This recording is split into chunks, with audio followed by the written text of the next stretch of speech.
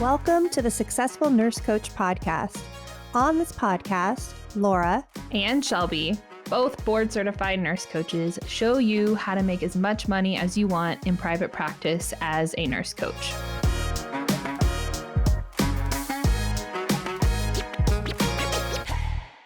Hi guys, welcome to the Successful Nurse Coach podcast. Today it is me, Laura, and I'm all alone and recording for you guys. And what was so interesting, I didn't have anything planned. Usually I have something planned, and the topic of our podcast has something to do with what our clients are currently struggling with, what I'm hearing in the community. And this morning, I just knew that we were going to create it on the fly, and that the name of today's episode is going to be How to Invite Spirit into Your Practice. Now, for those of you who've been in our bubble for a while, you know I like to talk about things that are spiritual. I did a workshop last year called Spirituality and Nurse Coaching, and it's probably my favorite workshop I ever did. And if I'm being really honest, the big impact that I plan to leave in the world and what I'm here for on this planet is spiritual in nature. I'm just uncertain on how that's going to be realized, but I've known that since I was a little girl, that's what my purpose is to be here. And when I say spiritual and say spirit, I want to first define what that means. And so that no matter who you are, what your belief system is or isn't, that this will be relevant to you. So I'm going to be really careful with language, but essentially I'm going to call this something bigger than ourselves, spirit. If you're Christian, you might say the Holy Spirit. If you're spiritual, you might say the universe. If you are of any religion, you want to use the word God. If you want to use Mother Earth, if you want to use nature, I'm just of the belief that whatever your current definition is or isn't is good. It's perfect. Zero judgment. So this episode's going to meet you exactly where you are today. And I'm giving you full permission to use it in any context or framework that is relevant to you. Now, I might use the word God because that's my current word that I use the most, but I just wanted to define that so that you didn't have to, I don't know about you guys, but when I was younger, the word God triggered me because of my deep beliefs about religion. And so it's evolved and it's changed. My beliefs have evolved and changed, but I'm not under the assumption that spirit didn't bring me here. And for those of you starting practices, I believe spirit brought you here as well. And a lot of times I coach like this and around this, even in my application calls with students, with clients, because I feel like on some level, if we can connect what we're doing in the world to our calling, our soul's purpose, or what God's will would be for us, whatever your language is, not only does it feel true because it is, but it feels bigger. We have more capacity. And to be honest, the version of us that shows up in our business, with our clients, in the world, with our family, when we're connected spiritually, is better. It's of a higher frequency. It's of a more aligned path. I'm getting goosebumps just talking about this. So I am certain that today this is what I'm supposed to record on. And I'm going to talk about ways that you can really invite spirit into your practice. This is the ultimate hack. I'm going to give you guys a great practical example here. This weekend I just got back from a girls' trip, and I met 3 of my high school friends in Nashville for 3 nights in Nashville. And it was pretty clear by the second day we were there that one of my dear friends was suffering from mental health issues and addiction. And by the end of the weekend, that was what the weekend really was about, is that we were going to help and to confront and to love on her and to invite her into, when she got back home, into something more healing. And that included going to her first AA meeting. And what I love about 12-step programs, I was sober for many years. My dad's been sober for 30 years. I've been in Al-Anon, I've been in AA, I've been all over the place with the recovery community. But what I love about the 12 steps is that they are a spiritual program. The reason that they work is because they invite something bigger than themselves into their recovery so that they're able to do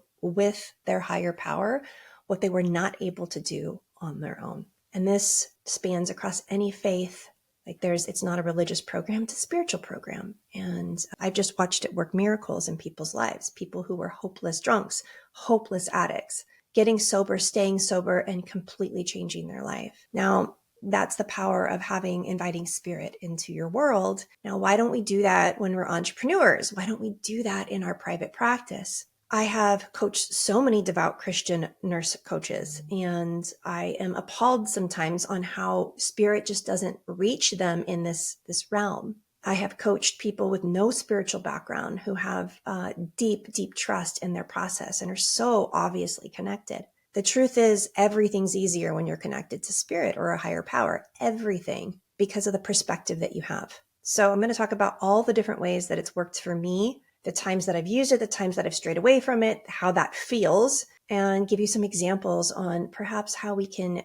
The ultimate hack is inviting spirit into your practice at whatever stage it's in. So first, we're going to talk about when you're first starting. All the uncertainty. I was on a Nurse Life Coach Academy application call yesterday afternoon with a beautiful nurse practitioner who was so capable. And she used the word terrified. She said, I'm terrified. I'm a little terrified, but I'm thinking about joining your program. And I said, terrified? Tell me more. Tell me more about how our certification program terrifies you. And she went on to say what she was scared of. And the truth is that whenever we make a change, whenever we do something new, fear comes up. And yet our whole life is a series of deaths and rebirths and transition. Nothing stays the same. If you're listening to this right now, you are actively dying. There is an expiration date for you inside of your body. I don't know how long that's going to be. I don't know how long it's going to be for me. But it's certain we're marching towards death. I say that as I laugh because it puts spiritual into context here. And so while we could be terrified about starting something new, we could also zoom out and realize days are limited. If you're not living a life right now that you are stoked on, that satisfies you, when? We all know so many people who've just lived a life of tolerable misery, of status quo, all the way to their death. And when we invite spirit into our life, we aren't terrified of change. In fact, we are exhilarated by the potential of change. So when starting, you have a lot of fear. There's so many fears. There's fears of success. There's fears of failure. There's fears you're not going to do it right. There's fears that you're going to make a fool out of yourself. There's a fear that you're going to manipulate people into giving you money. There's a fear of being visible. It's a whole lot of fear because it's so much new. And when you invite spirit into the beginning of your practice, you have less fear. And if you have less fear, you have less personal gravity, which means you're literally lighter and it's easier to move and take action. Inviting spirit into your practice at any stage reduces fear. Now, I don't know about you guys, but I plan on doing really epic shit with my life, and I don't want to be scared all the time. And the best way I know of how to do that is to invite spirit into every part. Now, that is easier said than done, but it doesn't negate the intention of inviting it in. Another great place to invite spirit in is when you're working with difficult clients. So when clients are not getting results, there's this feeling, especially if you're newer, where, oh my gosh, I'm not effective. I'm not doing it right. It's not happening as fast as it should or in the way that I think that it should. And if you give it over to spirit, and so then the new way that you relate to your client is, I'm going to show up and do the best that I can, but I trust that spirit's working with them and through me, and that this pace is perfect. And that everything is unfolding exactly as it should. And I'm just not privy to the timeline. I'm just going to do my part, but I can't control it. It's not up to me, and nothing has gone wrong. Because your client deserves a coach that isn't all wound up. Your client deserves a coach that is learning to master his or her own fears so that when she's in the present or he's in the presence of you, they have less fear. The less personal gravity you, the coach, has through relying on spirit, the more effective you will be in helping your client achieve their goals. It reminds me of birthing pains for the women who are, primarily women listen to this podcast. Think of contractions. If you tense up during a contraction, it's painful and it doesn't work as well. So when you feel a wave of fear happen at any stage of your practice, specifically with a difficult client, think of it as a contraction. Trust, relax, and more progress will be made. The more that we tense up, the more fear that we have, the more personal gravity that we choose to stay attached to, the slower we go in our personal lives, their own goals, and it's also we become less effective as a coach. So inviting spirit into your practice benefits your clients. Isn't that cool? Now, I love to assess spirituality with every client that I work with. I like to leverage it if I can. I can tell clients that have no spiritual foundation and clients that do, because it's just so easy to leverage if you do. And it's okay if you have none, or if this is part of your goals, you want to develop one. But I can tell you right now, there's going to be times in your private practice where your spiritual connection, your spiritual foundation, something bigger than you, is the only thing that will keep you working. There's no amount of willpower or discipline that will sustain, like with longevity with a business. Like you have to relinquish control and you can enjoy it a lot more. And my favorite time to leverage invite spirit in is when I fail. I have so many failures I could give examples of, but well, I'll give you this example. When I was working with Leon earlier this year, I had hired him to just work on all the spiritual stuff. And at the time I hired him, business was great.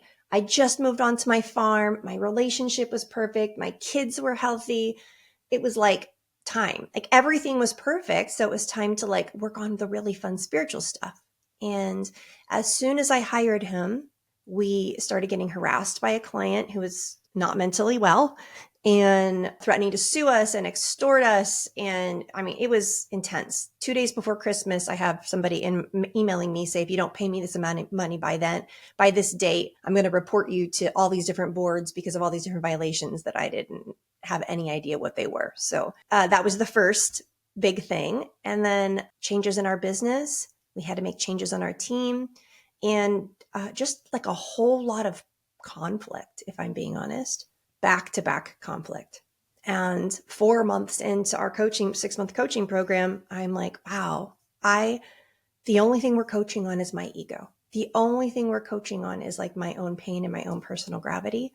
And it just won't stop. Like we just keep getting hit with more. And this is more conflict and more weight and more difficulty than I've had in the last 5 years, telling my coach this.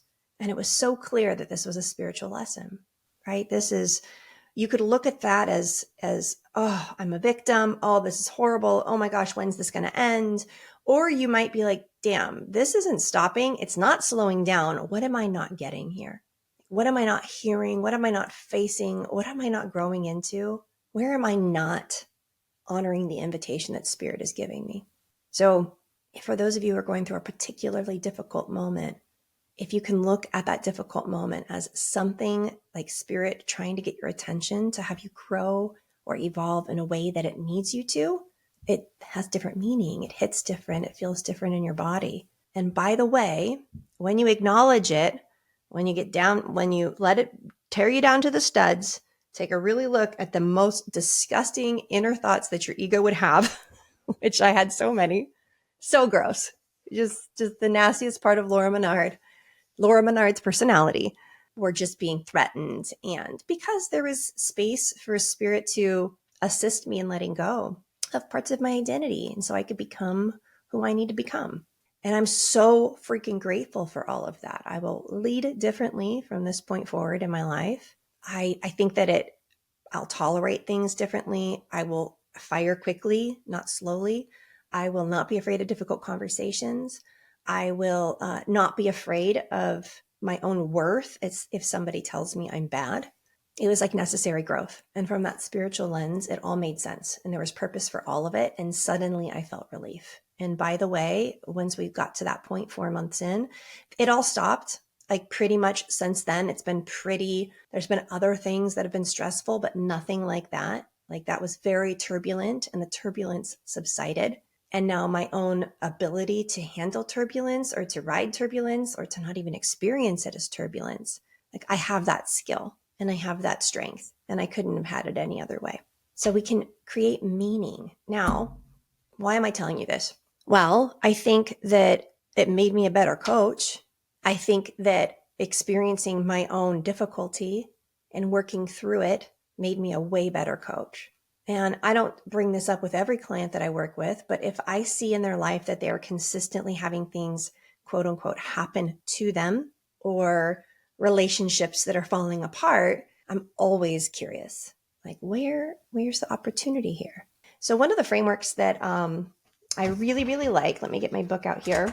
It's in the book, A Shift in Being, but the 4 levels of engagement. This is by Alan Seal, author of Create a World That Works. So I'm going to give you guys this framework, and I probably have talked about it before, but it's epic, and it's really changed the way I look at everything. But there's 4 levels of engagement with our environment around us. The first one is drama, and I'm always in drama when the thing happens. So like when I got the email that the ex-client that we, by the way, the ex-client that was soliciting to our community over and over again that I caught, that got caught and got pissed, she is trying to extort me for money. So when that happened to me, I was full on in the drama. Called Shelby, called my husband. We had to engage an attorney. Oh my gosh, like I don't know about these things. Like, could this be a problem? Like, have we done something wrong? Just total drama, absolute drama. So these typical questions when you're in drama are, whose fault is this? Or who do I blame? Or can you believe, oh, this is my favorite. This is Laura's favorite. Thing happens. I go to tell one of my trusted people about it. And I say this sentence, can you believe that so-and-so blah, blah, blah? Anytime I say, can you believe, I know I'm in drama. So it's okay. I'm a human being. I have an ego. You guys have an ego. You're human beings. It's okay to have a thought, to be in drama. But y'all, it's not fun to stay there. It's hell there. Don't stay there, right? Like the goal is to decrease the amount of time you have to spend in drama. And this is part of what I learned is like, hey, we're just going to keep giving her really difficult things. And then we're going to see how fast she can go from drama and move through the different levels of engagement. The next level after drama is situation. And this question we ask ourselves is, how can we fix it and how quickly? So, with this particular situation, how can we get an attorney? Can we have the attorney take a look at everything and see, like, are we exposed? Did we do something wrong? Which, by the way, we didn't. It was just extortion and trying to get money out of us. That was the goal. It continues to be the goal. So then it was, how can we solve this situation? And then the next was, who do I choose to be here? And what do I choose as my relationship to this situation? That was tough for me to get to. And who do I choose to be here? I choose to be non-reactive. I choose to be honest. I choose to be kind. I choose to really take a look at myself and the situation and see, Laura, what could you have done differently? One of my difficult parts of my personality is I tend to want to take everything on as to blame myself. I figure if I can blame myself, that I can fix myself. And so I think it's just like a maladaptive coping mechanism. It's like, well, how can I take responsibility for this particular person egregiously breaking agreements over and over again? And how could I have taken blame for that? I couldn't. Like, I had to do what I had to do. And so upon like deep reflection, like I couldn't find anything else I would have done differently except acting sooner, just acting sooner and swifter, not allowing it to fester or to make allowances or to keep creating loopholes so that I wouldn't have to act. And then the next one is opportunity. What's the opportunity here? What wants to happen? This one's interesting because I think as we grow Nurse Life Coach Academy, I think that I'm going to be hiring team members to support us. And I needed to be a better leader. I needed to be someone who acts swiftly, who treats agreements with the respect that they deserve for a business to work, for peace to ensue. And I think it just made me grow up. It grew me up into a better leader, a better CEO, and a better operator. And so I'm super grateful for that. And also, if you haven't been threatened to be sued and threatened to be extorted, then you probably are playing too small. I've also heard that from my friends that are more successful. So we also checked that off so that if and when a situation happens again, we're not surprised. I'm not staying in drama for a week. It's like, oh, here we are again. How do I choose to respond? What's the opportunity here? So I'm really, really grateful for that. And how I want to make this relevant to you guys is that as new business owners, everything is new. What I just described was a new thing that caused me a lot of stress and pain and uncertainty. And for you guys, what you're likely going to experience the most discomfort and uncertainty is the first time that you post about your business. the first time a client ghosts you, the first time that a client is a yes and then they turn into a no, the first time that you message somebody and they are nasty to you and say something like, oh, you're trying to sell me something, or like project something onto you that you aren't. Like when these happen, and they will happen to each of you, or a client quits, or a client wants a refund, or a client projects onto you and doesn't like you anymore. These will all happen if you're in business long enough and if you help enough people, right? So like those are all potential moments for you to get stuck in drama, for it to add to your personal gravity. And if we invite spirit in, it can make that go faster and it can help you engage in those higher levels with it. It was so interesting for me. I'm going to reflect personally here. It was as if, like, when you go into the ocean and you stand right where all the waves break, like you can handle it, but if one big wave knocks you off your feet and it takes you a few moments to get up, then the timing can be wrong and then another one can get you and it starts to get scary fast. For me, that's how it felt. As soon as I could get my heart rate regulated, my stress levels back to somewhat baseline, the wave would hit again with another different, albeit similar stressor. And so I was really held in that area. Spirit held me in that area with waves breaking over me for months so that I had the strength to know that I actually am really good at standing in that area. And that when given the choice, it's not a problem for me. Let it come. So I don't have to be trepidatious about where I am in my growth pattern. I don't have to be trepidatious where I am in what I choose to do or what risks I take, because I'll always be okay. Like, that's so cool. And entrepreneurship for you guys, it's going to be difficult in these ways.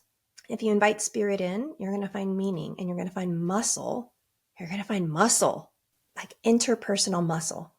There is, for some of you, and I've seen this, you get to the point where like, I don't really care about posting anymore. Like, I don't really care if people hire me or not. I don't care if people are a no.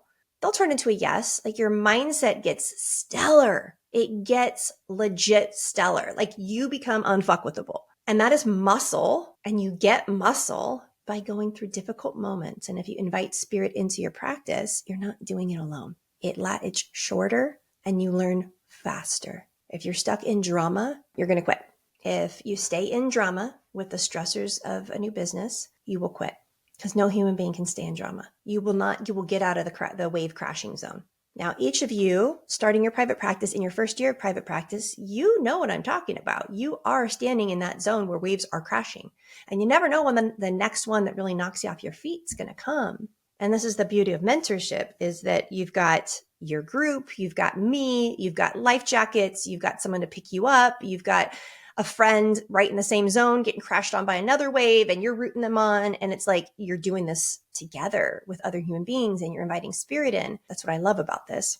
And this will spill over into every area of your life. So for those of you struggling in your marriage, invite spirit into that. For those of you struggling with your health, with your fitness, invite spirit into that. And what does that look like? Meditating and asking for guidance, journaling and asking for guidance, trusting that whatever guidance and or thoughts that you have are coming from something higher than you, whether it be your higher self, whether it be Jesus, whether it be God, whether it be the universe. It doesn't matter what you call it, but just trusting that whatever you get back is guidance and following it.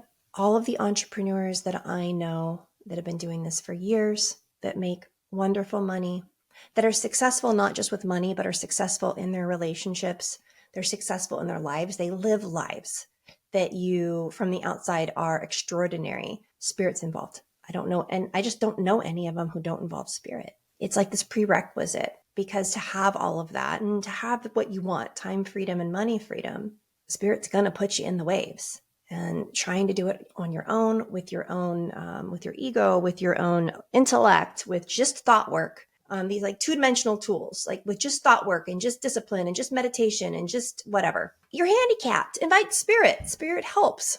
The next little part I want to talk about, and then I'm going to wrap this up because we're at about a half hour, is I hear this a lot. Well, I want to invite spirit and I just don't know how. Or I used to be religious and now I'm not, and I just don't know what it is.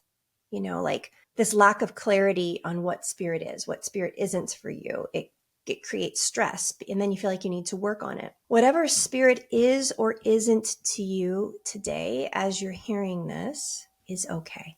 You're in some process. And if you're seeking, right? So seeking a higher power, you're seeking a relationship with something higher than you, even though it's undefined, even if you're not sure what you believe, even if what you believe is different than the people you live with, even with what you believe is different than the church that you go to, even if what you believe is evolving into something that you never thought that it would, it's okay. Like, it is good. You are seeking. And as long as you're seeking, you're going to be found. Spirit will find you. When we're not seeking, when we rely 100% on ourselves, when we rely on our own intellect, when we think we're too smart, that's where it can feel really lonely, and it's hard to perceive, and it's hard to receive guidance. It's hard to feel a part of something bigger. It's hard to feel held. So wherever you are today, if you're unsure what that is, wherever you are, just seek, just be open. That's all. And most human beings are in some undefined version of their spirituality. I've been doing this for a long time, and most people's faith or most people's spiritual beliefs, they're loosely held. Some people have very, very strong spiritual beliefs. I'm always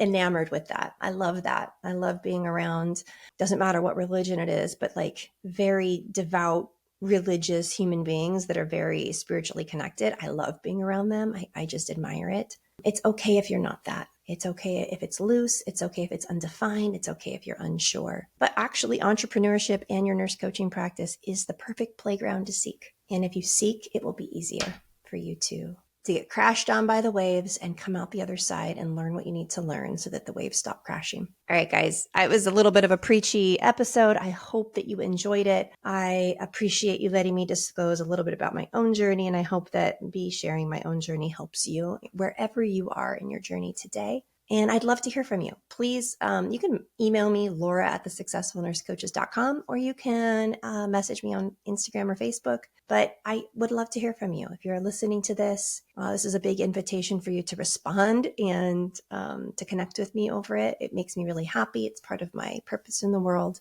And I hope that this is what you needed as you listen to us today. All right, guys, have a great rest of your day and see you next week.